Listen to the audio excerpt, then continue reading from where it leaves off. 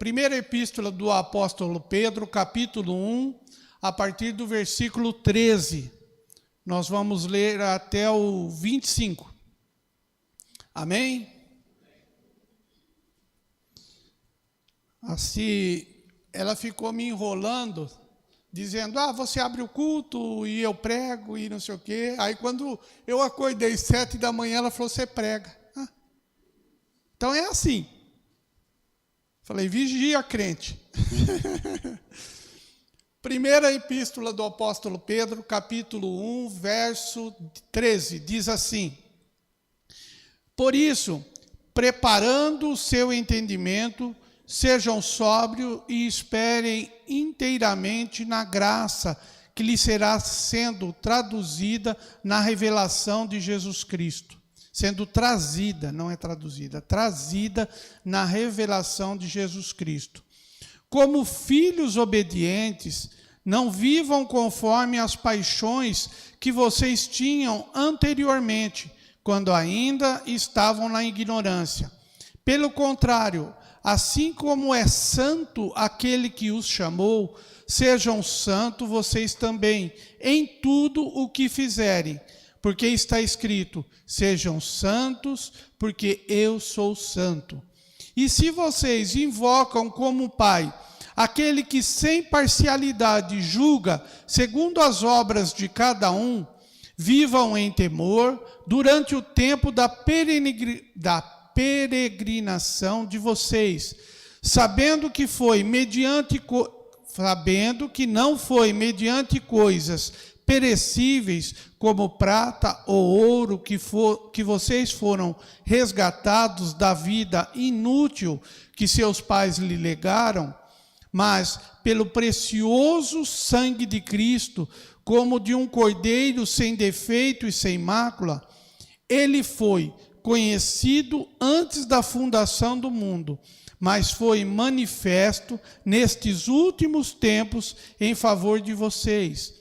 Por meio dele, vocês creem em Deus, o qual o ressuscitou dentre os mortos e lhe deu glória, para que a fé e a esperança de vocês estejam em Deus. Tendo purificado a alma pela obediência e verdade, e com vistas ao amor fraternal não fingido, amem intensamente uns aos outros, de coração puro, porque vocês foram regenerados, não de semente corruptível, mas de semente incorruptível, mediante a palavra de Deus, a qual vive e é permanente, porque toda a humanidade é como a erva do campo, e toda a sua glória é como a flor da erva. A erva seca e a flor cai, mas a palavra do Senhor permanece para sempre. E esta palavra é o evangelho que foi anunciado a vocês. Amém? A gente, entendendo um pouco da história, a gente sabe que o Pedro era um pescador, o Pedro era uma pessoa simples, o Pedro era uma pessoa comum, uma pessoa que ralava a noite inteira para ganhar o seu pão durante o dia vendendo peixe na praia. Então, da tradição, da época, dos costumes, era um cara muito humilde, muito simples, muito pobre, um cara que buscava o sustento da sua casa, os seus compromissos, tudo na pesca. E a gente sabe que pescar não é fácil, né? Pescar não é fácil. Pescar é difícil, você tem que ter paciência, você tem que ter jeito, você tem que saber o local melhor para isso, você tem que buscar, de repente, uma isca especial. Eu vou em pesca e pague, mas para comer. Porque é mais fácil eu sentar lá e falar para o cara, eu quero comer peixe, do que eu quero pescar o peixe. Pescar o peixe é difícil, não é fácil. Tem que ter muita paciência e torrar muitas vezes no sol. O Pedro não, o Pedro pescava à noite, saía com o seu barquinho, ficava lá no mar de Tiberíades, e pescava durante a noite, e a gente sabe disso por causa dos momentos que ele teve com Jesus, e ele falou, eu pesquei a noite toda, não peguei nada, entendeu? E aí vem Jesus Cristo na vida de Pedro, e fala assim, Pedro, é o seguinte, você manja de pescaria, você sabe como que faz esse negócio aí, você tira o peixe do ambiente dele, da vida dele, do dia a dia dele e coloca ele dentro de um barco, que não é nada confortável para o peixe, porque o peixe sofre, não é mesmo? Ele sai da água, que é o habitat natural dele, e vai para dentro de um barco, onde não tem água, e tem um cara ali brabo, como diz o Jorginho, que com certeza vai morrer esse peixe, não é verdade? Aí Jesus Cristo pega ele e fala assim, Pedrão, é o seguinte, meu irmão, você vai deixar de pescar peixe e vai pescar homens. Mas, Senhor, como é isso?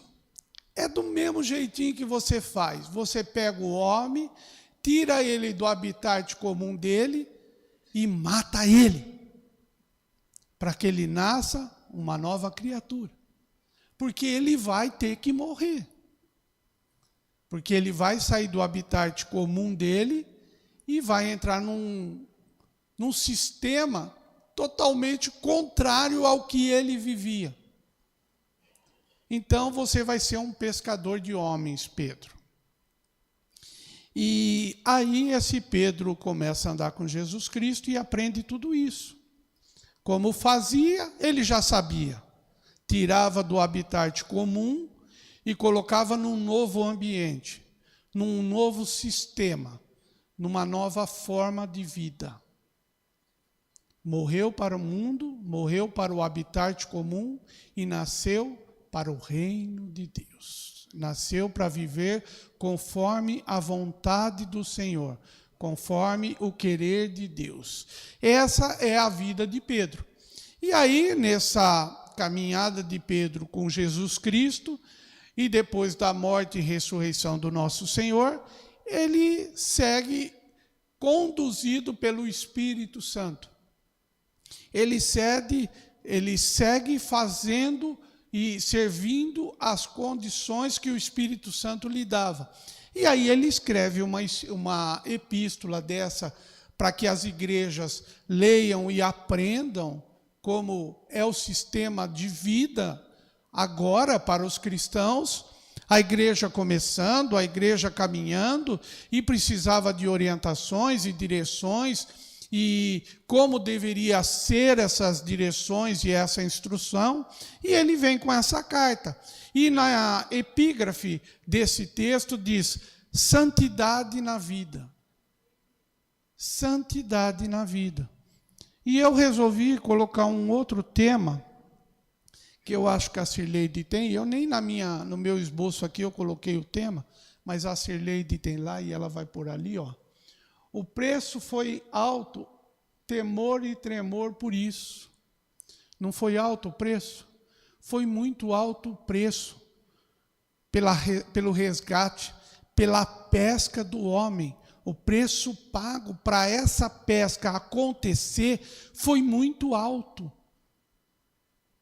Você podia ter $1 milhão, $1 milhão em barra de ouros. Você podia ter, sei lá quantos milhões em ienes, em libra esterlina. Não paga. Não paga o preço pela pesca, pelo resgate que ele fez e que ele deixou como uma instrução para nós fazer a vontade dele. Amém, meus irmãos? Então, nós vamos trabalhar dentro desse texto que Pedro escreveu nessa epístola e vamos pescar alguns pontos para que a nossa conduta, o nosso caminhar, a nossa vida seja transformada, como diz aqui no final. Esta palavra é o evangelho que foi anunciado e está sendo anunciado toda terça, toda quinta, todo domingo nesta casa. É um evangelismo para crentes, um ensinamento para que a gente se aperfeiçoe, para que a gente aprenda mais. Então vamos lá. O primeiro ponto, não devemos ser vacilantes. Por isso, preparando o seu entendimento, sejam sóbrios. Quer dizer, estejam prontos, estejam alertas, estejam ligados. Esse sóbrio, geralmente uma pessoa bêbada, ela não está sóbria, é assim que a gente fala. Então, ele não está preparado, muitas vezes, para caminhar sozinho. Ele não está preparado, ele não está, como se diz, para ter uma condução sozinha. Mas nós, como Cristo, nós temos que estar preparados para essa caminhada até a volta de Cristo.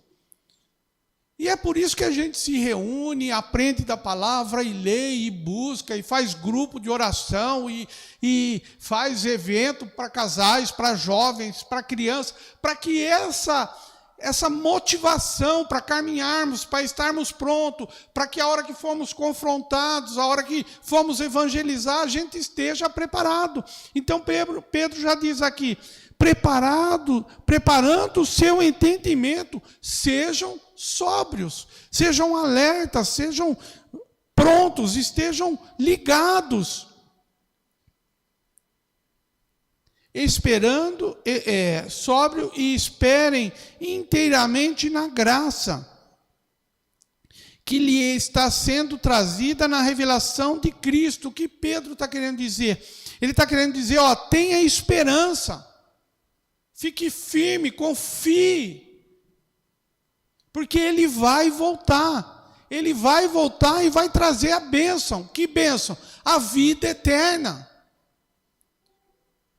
Então Pedro já começa nessa parte da epístola dele, dizendo assim, gente, seja sóbrio, esteja alerta, fique ligado, sejam prontos para ajudar, pronto para se dispor a fazer, pronto para pescar homens.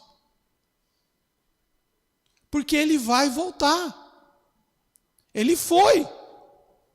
Mas ele prometeu. E a promessa dele é pura e simples e verdadeira.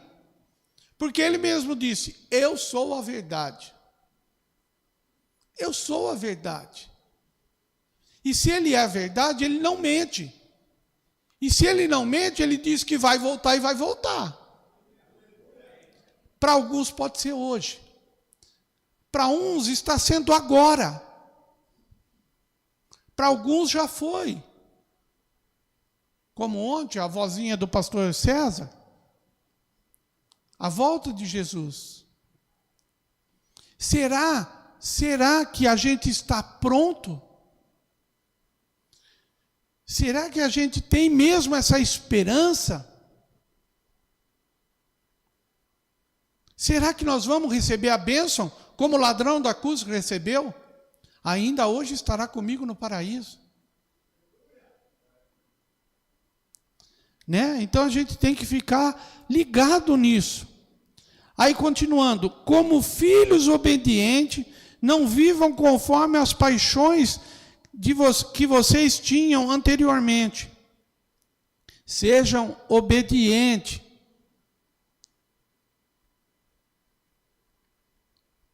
E não deixe que a vida de vocês seja dominada por paixões. Que paixões? Pelos prazeres do mundo. Obedeçam a Deus, obedeça a palavra, obedeça os ensinamentos. E não fique deixando que as paixões, os amores do mundo, os prazeres, as vontades carnais vençam, sobrepujam na nossa vida. A gente tem que estar, porque isso acontece constantemente. Como eu falei aqui da pesca, quem já pescou sabe, quem não pescou, mas já viu a pesca. Quando o peixe sai do habitat dele, ele pula. E ele se debate. e ele só falta pular do barco. Se ele tiver uma chance, ele pula. Quem já pescou sabe, né, Adão? Adão é pescador. Quem já pescou sabe. Muitas vezes, a hora que você tira o peixe, ele vem ali todo se batendo na linha. Aí você pega ele na mão, ele fica um limbo, escorrega. Se você bobear, a hora que você tirar o anzol dele, ele pula lá dentro do lago novamente. E é assim o ser humano, quando ele é resgatado do mundo que ele vivia. E Pedro aqui está orientando, olha, só porque eu ouvi assim falar do Paulo.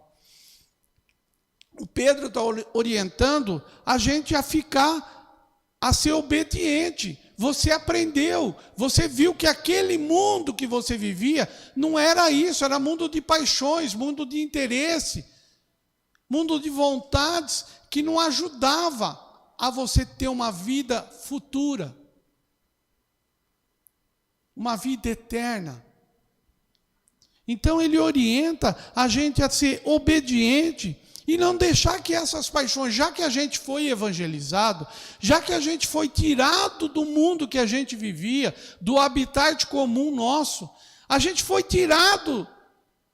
Então que a gente agora se conforme e aprenda e seja obediente, porque a escolha é minha e é sua. Ele nos deu o livre-arbítrio. E Pedro está dizendo aqui, sejam obedientes. Mas se você não quiser ser, paciência, a vontade é sua, o querer é seu. Nós queremos ser salvos. Nós queremos morar no céu. Nós queremos ver a Jesus Cristo face a face. Nós queremos viver a eternidade na glória, ruas de ouro. Não é mesmo? A gente quer, a vontade é nossa, mas estamos sendo obedientes. A gente está cumprindo exatamente o que a gente lê, a gente está vivendo o que a gente aprende aqui constantemente, de quinta, de terça, de domingo. A gente procura, falhos somos, natureza perversa nós temos, mas a gente se arrepende devidamente como temos que se arrepender. A gente pede perdão como exatamente a gente devia pedir perdão e viver isso, para que sejamos perdoados. Como diz o nosso pastor, não tem ninguém bom não. Todo mundo é ruim, e muito ruim. Bom só teve um, Jesus Cristo, e ainda é o único que é bom. Porque até hoje ele pesca pessoas. Até hoje ele conforta e consola pessoas. Até hoje ele cura e transforma vidas. Agora eu e você, qualquer pisadinha no nosso calo, a gente já fala assim, não quero mais ver esse cara na minha frente. É ou não é? Ou será que é só o presbítero aqui que é assim? Tá. É, gente, não é fácil. Mas eu costumo dizer e penso exatamente isso. Pregar o evangelho é fácil. Subir aqui, a gente tem um temor, porque a gente sabe que o que fala daqui é muito poderoso. Entendeu? Mas eu acho que a preocupação melhor, o medo maior que eu tenho, é chegar naquele dia e ouvir, aparta-te de mim. E esse dia vai acontecer. Então, eu procuro me arrepender todas as vezes que erro e que peco. E é o que o Pedro está orientando aqui, para que sejamos obedientes, para que tenhamos controle da nossa vida, do nosso caminhar, do nosso dia a dia, para que a gente saia dos desejos carnais, das vontades que o mundo propõe para a gente. E vamos seguir. Pelo contrário, assim como é santo aquele que os chamou, sejam santos vocês também em tudo o que fizerem. O santo aqui é separado, porque como a gente lê, e vamos falar disso no próximo tópico, ele foi separado antes da fundação do mundo. Ele foi escolhido pelo Deus Pai, o Todo-Poderoso, o El Shaddai, para ser o Salvador do mundo. Então ele diz, seja santo, seja separado, como eu fui separado. Eu já escolhi vocês. Eu já vim para que vocês sejam santos. Eu já paguei o maior preço, que é o de morrer por vocês na cruz, derramar um sangue inocente.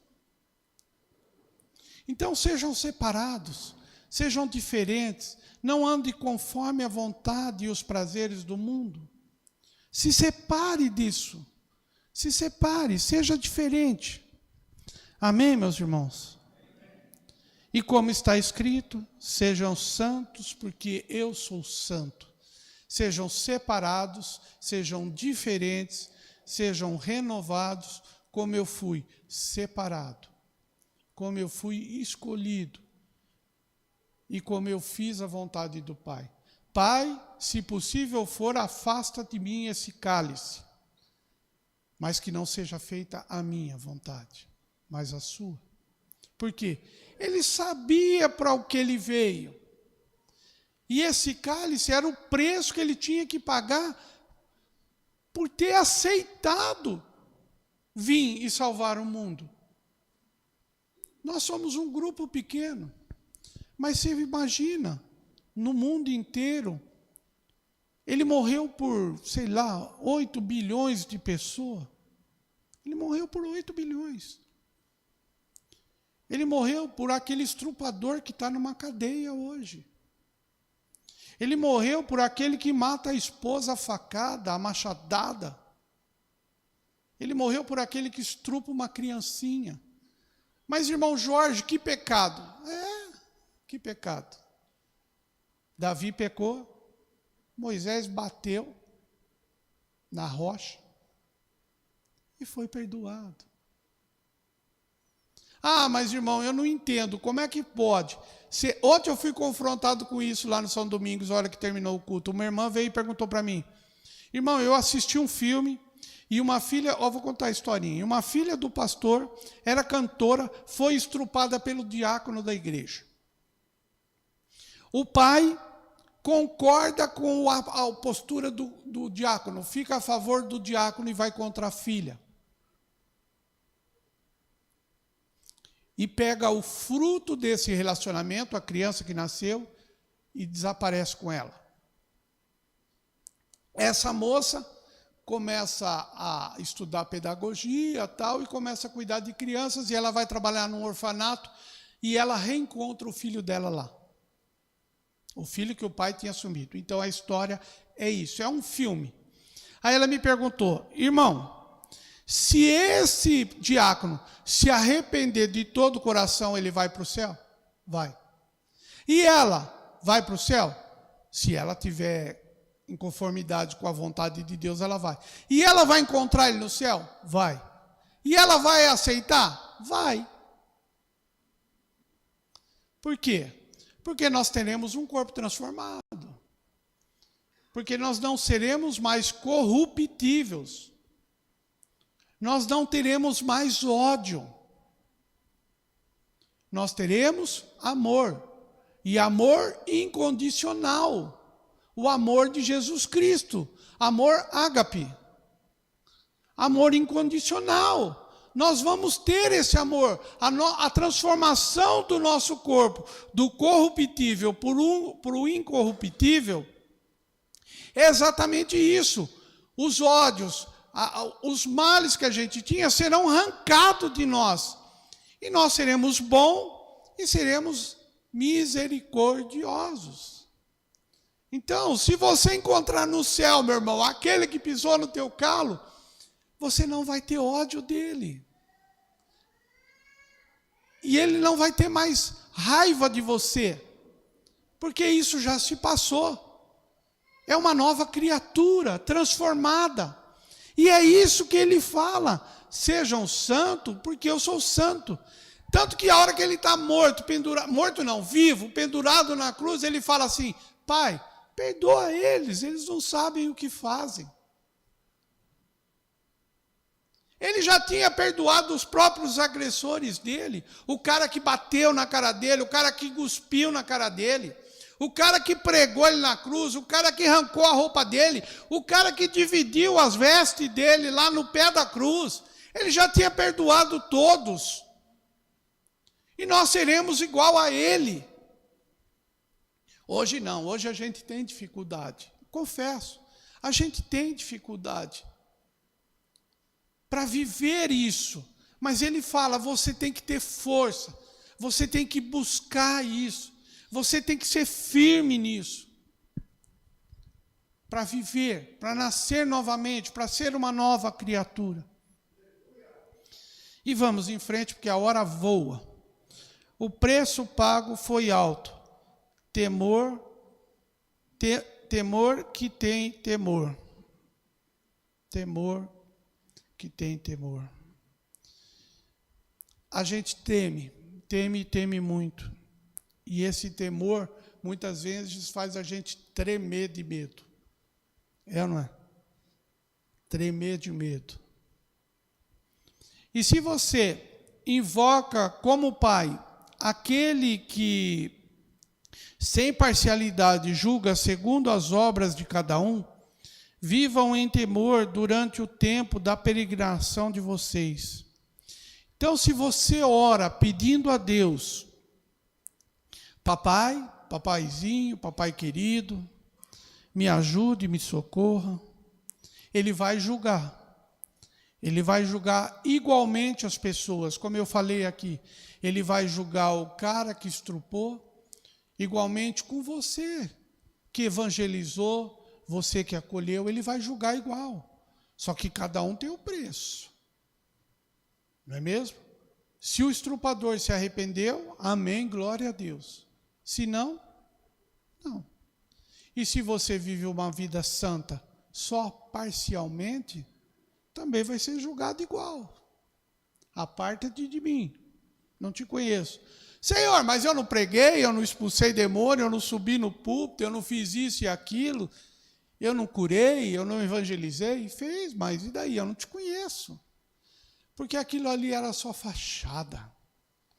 Aquilo ali era só apresentação. Aquilo ali era só no momento. Lá em casa, bate na mulher, chuta o cachorro, dá um tapa no papagaio, quebra o prato na cabeça do filho. E na igreja, oh glória, aleluia. Meu irmão, você tem que se desviar desse caminho errado que você anda. E o seu, meu irmão? E o seu? E Jesus fala aqui ainda, através da escrita de Pedro, durante o tempo da sua caminhada na terra, porque acabou a sua caminhada aqui, já era, meu irmão, já foi, não tem mais tempo. Ninguém volta não para tentar renovar aquilo que ele tinha errado, refazer aquilo que ele fez errado. Ninguém volta, fez errado, fez. Acabou seu tempo, acabou, já era. Não tem mais chance. A chance é enquanto você está caminhando dia a dia, hora a hora, segundo a segundo, nesse caminhar, essa é a hora, esse é o momento. Passou, já era. Adianta você brigar, você espancar, você bater, como eu disse, meter o prato na cabeça do filho e depois falar assim, aqui quem manda sou eu. Tá. Você pode mandar ali. Mas não esqueça, tem sempre um maior. Tem sempre um mais forte. Tem sempre um que vai chegar e te dar um murro na cara. Tem sempre um que vai te esbofetear. E você não vai ter forças para revidar. Não vai ter. Não vai ter. Porque aqui nesse mundo, e segundo a palavra, aquilo que a gente planta, a gente colhe. Então, se você é bruto, ignorante, violento, você vai colher brutalidade, violência e ignorância. Então não adianta. Não adianta o crente ser crente na igreja, ou entre os irmãos, ou na missão, ou no evangelismo, ou no culto, no retiro de casais, junto com os jovens. Não adianta, não adianta, não adianta, não adianta. Aproveita que nós estamos vivos e o tempo ainda está aí, nós estamos caminhando. É hora de se arrepender, é hora de se renovar e viver em Cristo. Como diz o verso 18, sabendo que não foi mediante coisas perecíveis, como a prata ou o ouro, que vocês foram resgatados da vida inútil. Em outra versão, assim, da vossa vã maneira de viver, que por tradição recebeste dos vossos pais, da vida inútil que seus pais lhe legaram. Então, o que ele está dizendo? Ó, vocês foram comprados pelo sangue precioso de Jesus Cristo. Então, aquela tradição de família, porque tem muita gente que diz, meu pai fez assim comigo, eu faço assim com meu filho. Porque meu pai me educou desse jeito e eu educo meu filho assim, é na porrada. Porque meu pai mandava a minha mãe calar a boca e ela tinha que calar. Então eu tenho que mandar a minha esposa calar a boca e ela tem que calar, porque senão eu meto a mão na boca dela. Valente. É desses que Jesus gosta. Depois vira um cordeirinho. É só ter netos, viu, meu irmão? Eu tenho 2 lá. As netas penteiam até meu cabelo com uma escova que machuca. Pega da avó e vem. A avó faz assim. E aí alisa a minha careca que dói. Eu falo, meu bem, isso machuca. Não, vovô, tem que fazer. Então a gente vira um cordeirinho. Porque se é o filho, a gente já dá um tapão no bichinho. Não é mesmo? Eu sei como é que é. Se sei. Então, o sangue de Jesus Cristo nos comprou, nos resgatou. E esse sangue não perece como o ouro e a prata. O ouro e a prata acabam. O dinheiro some. Guarda dinheiro para você ver. Guarda, esconde ele. Daqui uns 10 anos você vai procurar. Se você esconder 1 milhão, daqui 10 anos você vai ter R$1. Do jeito que está, se você tiver R$1, ô glória. Entendeu? Então não adianta. Não adianta. E para isso, a gente tem que sair da nossa vida inútil e viver uma vida de progresso. Uma vida de vitórias. Mas vitórias como? Resgatando as almas do Satanás. Tirando as pessoas que vivem nessa vida inútil e trazendo para a vida com Cristo. Uma vida transformada, uma vida renovada. Eu fiquei muito feliz quando a Raquel veio e me disse assim, presbítero, você vai dar uma aulinha, um bate-papo com as meninas que querem se batizar. Eu falei, que bênção, glória a Deus. É bom falar com essas jovens que têm esse desejo de se batizar. Depois eu peguei mais o Cauã do Ricardo, que ele resolveu em cima da hora, vamos conversar aqui. Aí você vê o brilho, sabe? Aquele brilho no olho do peixinho que está sendo tirado da água e olhando para você e falando assim, eu quero uma nova vida, eu quero uma nova vida, eu quero ser batizado. Você quer mesmo? Eu quero, eu quero. O olho brilha, é maravilhoso você entrar naquela salinha ali e dar uma aula para eles, conversar, ter um bate-papo. É maravilhoso. Você vê a alegria, o desejo no coração. Aí eu fazia uma pergunta assim, mas seu pai está de acordo? Tua mãe não te pressionou, não? Porque seu pai é crente, sua mãe é crente, eles não te pressionaram. Não, fui eu que decidi, a escolha é minha. Teve gente que falou assim, eles até não queriam, acho que eu não estou preparado, mas eu quero ser batizado. Eu já entendi que eu tenho que fazer parte do corpo de Cristo. Eu tenho que ser membro do reino de Deus. E que isso permaneça, esse amor, esse desejo, essa vontade assim, permaneça pelo resto da vida, pelo caminhar aqui nessa terra. Porque ele entendeu exatamente o que é o sangue de Cristo, comprando ele da vã maneira de viver.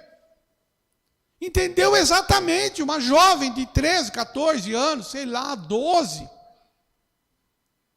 Entendeu exatamente o que é.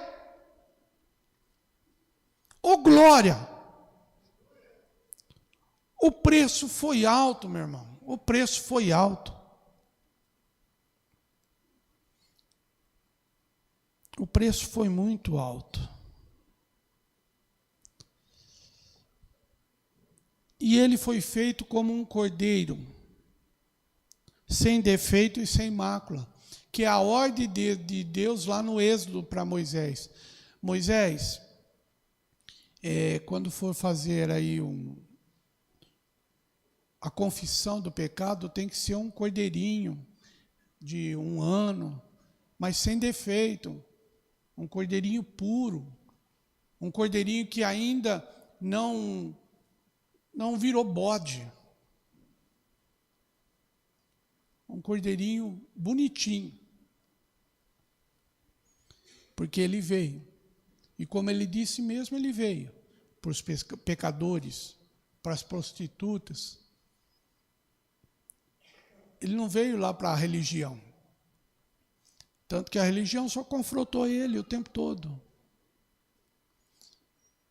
Então, meu irmão, não deixe que a religião te confronte. Viva fora da religião. Porque a religião tem as tradições. Não porque era assim. Não porque foi mandado assim. Não porque tem que ser assim. Não, não tem nada que ser assim. Tem que ser do jeito que o Espírito Santo falar com você. A partir do momento que você entra no seu quarto, dobra seu joelho, fecha a porta e ora, e ele responde, é daquele jeito que ele está te instruindo. Assim já confessou aqui. Senhor, por que eu? Senhor, por que eu? Senhor, por que eu? A resposta foi direta e reta. Foi tipo um soco do Mike Tyson na fuça. Quem já viu o Mike Tyson, ouviu falar de Mike Tyson, o cara dava um muco, ele derrubava o cara, não tinha segundo round. A resposta de Deus foi a seguinte para ela: porque eu te escolhi. Acabou. Ó, pum, cala a boquinha, porque fui eu que te escolhi. E ele escolheu cada um de nós, porque nós somos um corpo. E um corpo tem o pé direito, o pé esquerdo. Um corpo tem nariz, um corpo tem dedão. Não é mesmo? Um corpo tem joelho. Cada um no seu lugar. Nós somos corpo, gente, nós somos corpo. Nós somos um corpo que tem o nome de Comunidade Cristã Genuína. Não é mesmo? Esse é o nosso corpo. E esse corpo faz a parte do quê? Do corpo de Cristo. Só que no corpo de Cristo, ele é o cabeça. Aqui na igreja, o cabeça é o pastor César. Aí o pescoço é a Vanessa. Não é mesmo? Que ela direciona ele fazer assim ou assim. Mulher é assim, meu irmão. Quem tem mulher sabe. Eu sou assim. Você viu aí? 7 horas da manhã, você vai pregar hoje. Pescoço falou, pronto. Cabeça obedece. Né, meu bem? É isso aí, gente. Então não tem, nós somos um corpo. Aí tem o pastor, aí tem o copastor, aí tem os presbíteros, os pastores, tem os diáconos, aí tem a membresia, aí tem o grupo de oração, que está na responsabilidade do pastor Carlos, tem que ter oração na igreja. Aí tem o Ministério dos Jovens, que está com a Letícia, está lá cuidando dos meninos. Tem que ter, é uma parte do corpo, não é mesmo? Tem o grupo das mulheres, o grupo dos varões, que o pastor Ivan está fazendo um trabalho legal, pastor Ivan, estou gostando, tem acompanhado lá no grupo, entendeu? É a parte do corpo. Tem que ter. Tem que ter. Então, cada um na sua parte. Eu sou péssimo em evangelização. Eu sou péssimo. Meu Deus, eu não tenho paciência. Você acha que eu tenho a ousadia do Ernesto de chegar lá dentro do boteco e falar, gente, abaixa o som aí, porque agora eu vou falar de Jesus? Eu não tenho. Essa coragem eu não tenho, porque é capaz do cara me dar um pé do ouvido. Porque eu vou chegar lá manso. Irmãos, é o seguinte, eu vim aqui para falar de Jesus Cristo, cala a boca e some daqui. Entendeu? Se eu chego com uma pessoa que eu estou falando, olha, porque havia... Um dia desse aconteceu. Porque você, assim, a Bíblia diz isso. Mas não é assim. Aí o cara fala, não, mas, peraí, eu tenho que seguir o que a Bíblia diz. Mas foi escrita por mão de homens, mas foi revelada por Jesus Cristo. Aí eu vou perdendo a paciência. Aí eu falo, ó, quer saber de uma coisa? Você quer ir para o inferno? Vai logo. Não me enche mais o saco, não. Entendeu? Eu não sirvo para evangelizar. Agora, tem umas coisas que eu já sei fazer. Ouvir, por exemplo. Assim fala, se é bom para ouvir. Tem hora que eu ouço. Fico ouvindo. Puxa. Igual a irmã que me confrontou e eu falando para ela, não, o cara, se ele se arrependeu e pediu perdão de todo o coração, ele vai para o céu. Mas não pode, ele estrupou a menina. Mas, não é eu que escolho, é Jesus Cristo. A responsabilidade é do Senhor. Não, mas não pode. Pode, por que não pode? Você não era pecadora? Você não se arrependeu? Ah, mas eu não fiz isso, mas você fez outras coisas. Como eu fiz outras coisas. Eu era terrível, gente, eu não era bonzinho, não. Deus me amansou de uma forma... Quem já viu um cavalo bravo? Quem já foi num rodeio? Que vê que o touro pula, que dá, sei lá, o dobro quase da altura dele. A perna atrás dele vai lá a 3 metros de altura. Eu era daquele jeito, bruto, ignorante. Aí Jesus Cristo tem um anzol, vocês sabiam, né, do anzol? Que pega aqui assim, ó, nessa pelinha do nariz, e puxa e fala, não é mesmo? Quem já lidou com o gado sabe que ele tem aquele anel no nariz lá, é exatamente para isso, derrubar o bichinho. Você é forte, valente, mas vem cá. Foi assim que Deus fez comigo. Me puxou e mandou eu ficar quietinho no meu quadrado. E aí a gente vai aprendendo, porque a vida nos ensina, e a palavra nos confronta, e a gente aprende a viver na maneira como deve ser. Com falhas, com erros, sim, mas firme, crendo na vontade de Deus. E por meio dele, o 21, por meio dele, vocês creem em Deus. Foi através do quê? Das boas novas trazidas por Jesus Cristo, que aprendemos a conhecer a Deus. Que aprendemos a crer na vontade do Senhor. O qual ressuscitou dentre os mortos e lhe deu glória, para que a fé, a esperança para que a fé e a esperança de vocês estejam em Deus. Porque a fé e a esperança é só nele. Não tem outro, não adianta. É só nele, e por ele, para ele, são todas as coisas. A nossa fé, a nossa esperança está nele, firmada nele, porque a gente sabe que ele pode. Quem aqui já viu milagre? Quer ver todo mundo levantar a mão? Quem já viu milagre? Eu já vi vários. Milagres, vários. Milagre que você fala, meu Deus. Quem já recebeu aqui um livramento? Todo mundo. O Valdenis recebeu um essa semana, gente, ele foi atropelado com a moto. O cara derrubou ele no meio da Anhanguera, gente, meu Deus. A hora que ele mostrou para mim os ferimentos, eu falei, você nasceu de novo, meu irmão. Você imagina? Você está na Anhanguera, sei lá, 80, 90 por hora, vem um carro atrás e pum, na tua moto. Joga você lá longe. E está lá o velhinho firme e forte. A irmã Maria está ali. Vai vender a moto, não vai, irmã Maria? Não vai vender não, Nelly? A irmã Maria pediu tanto para ele vender a moto. A irmã Maria é a sogra do Valdenes. Val, você vai vender a moto? Ele, não, eu vou trocar por uma mais nova. É o velhinho teimoso. Velho é assim, viu, gente? Vocês vão ficar velho. Vocês vão... Não, né, Ernesto? Cadê o Ernesto? A gente é teimoso, não é, Ernesto? Nós somos teimosos. É isso aí. Não tem jeito. Velho é teimoso. Você vai pregar hoje? Vou. Pronto, sou teimoso. Então é isso, gente. Então eu vou concluir aqui, porque a hora já passou, e nós vamos orar pelas famílias. Então nós vamos pular para o versículo 24, que diz assim, ó: porque toda a humanidade é como a erva do campo,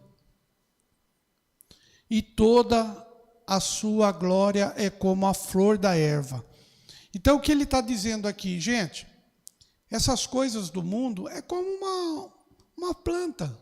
Ela nasce, ela solta lá uma flor bonita, é maravilhoso, é lindo, mas aquilo vai murchar, aquilo vai acabar, a flor vai cair, vai secar.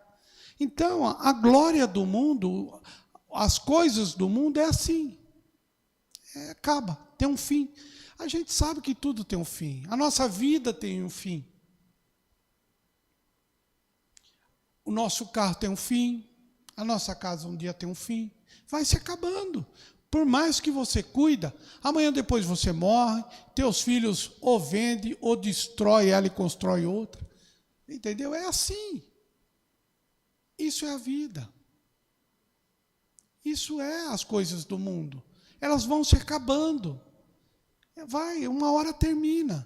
E na vinda de Jesus, então, gente, já era. Mas a palavra do Senhor, a Bíblia, permanece para sempre. O que ele disse e pronto, acabou. Porque eu sou o mesmo ontem, hoje e eternamente, para sempre. Eu vim, eu fui e vou voltar. E pronto. A promessa foi feita lá no Éden. Um dia vai nascer um da mulher que vai pisar na cabeça da serpente. Nasceu ou não nasceu? Agraciada é você, Maria, que foi escolhida por Deus, o Todo-Poderoso, para gerar o filho dele. E um menino vos nasceu e um filho se vos deu. Está aí. Promessa feita, promessa cumprida. E ele morreu ao terceiro dia, ressuscitou. Promessa cumprida. Ele subiu aos céus e disse: do mesmo jeito que vocês viram ele subindo, ele vai voltar. E por que não crer? E por que não crer? Muitos dizem, aqui acho que todo mundo já ouviu essa frase. Eu venho ouvindo isso faz 50 anos. E daí? Isso que nós estamos lendo foi escrito há mais ou menos uns 1.700 anos. 1.800 anos, quando foi feita a primeira Bíblia. Mais ou menos por aí. E aí? Quantos e quantos homens creram? Quantos e quantos homens deram a vida por essa palavra? Quantos e quantos batalharam? Quantos e quantos lutaram para que esse evangelho chegasse até nós? Quantos e quantos viveram conforme o que diz a palavra? E quantos e quantos e quantos estão hoje pegando um livro desse, entrando lá na Coreia do Norte, enfrentando lá toda a perseguição à igreja, para falar que Deus é bom, que Ele salva, cura, liberta, transforma, que Ele leva para o céu, que Ele batiza com o Espírito Santo e que Ele enche de poder e glória. Tem um monte de gente fazendo isso. Tem um monte.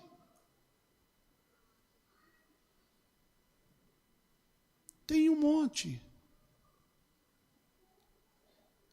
E é isso que vai acontecer até a vinda de Jesus Cristo. Queira você ou não queira. Queira fazer ou não queira. A vontade é sua. A vontade é sua, a vontade é minha. Só que vai passar o tempo e as coisas vão sendo transformadas. E o mundo vai sendo renovado. Mas a palavra que foi lida há 2000 anos atrás, ela é lida hoje. Ela é falada hoje. Ela é provada hoje. Sede santo porque eu sou santo. Sejam transformados porque eu fui transformado, como o Assi falou de Paulo. Um carrasco da igreja. Vira o maior pregador da história. O cara confrontou até reis. Reis poderosos, que podia exterminar com Paulo naquela hora. Era só o cara dizer assim, faça. Pronto, já era. Mas Paulo foi firme, porque ele sabia que ele estava na direção e na mão de quem? Do Todo-Poderoso. Do Todo-Poderoso. Irmãos, eu estou lendo o livro de Daniel. O que Nabucodonosor passa é incrível. Ele vê a glória de Deus se manifestando na fornalha.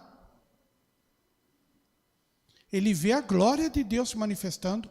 Ele crê, ele baixa um decreto e depois mesmo ele fala assim, não, eu construí essa cidade. Essa cidade é toda minha. Essa cidade mostra o meu poder. Essa cidade é a grande Babilônia que eu sou rei. Aí vem Daniel e fala para ele, o sonho que você teve, diz que você vai virar um boi e vai pastar lá 7 tempos. E aí? Que essa majestade toda que você tem aí, você já perdeu. Já era. E aí o que acontece? Começa a crescer pelo no Nabucodonosor, unhas, e aí ele vai viver no pasto, debaixo do orvalho. E Daniel ainda fala para ele assim, ô, seu Nabuco, é o seguinte, tudo isso aí é porque você não deu a glória devida a quem? A ele, que é o Criador dos céus e da terra. É o que constitui rei e tira rei. É o que dá a vida e que tira a vida. É que tira o homem do maior lamaçal do pecado e bota atrás de um púlpito, pregando a palavra.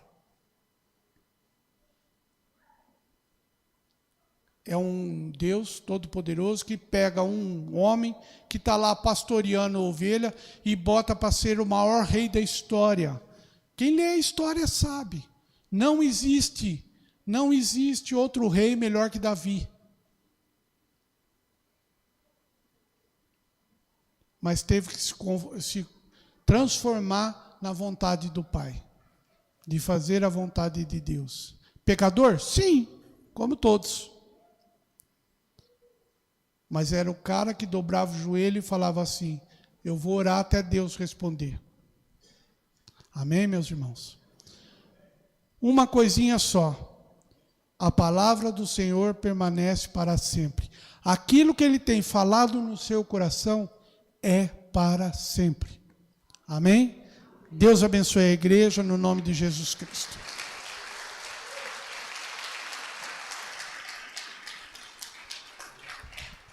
Irmãos, vamos para o nosso ofertório. A Assi já pediu para eu continuar aqui.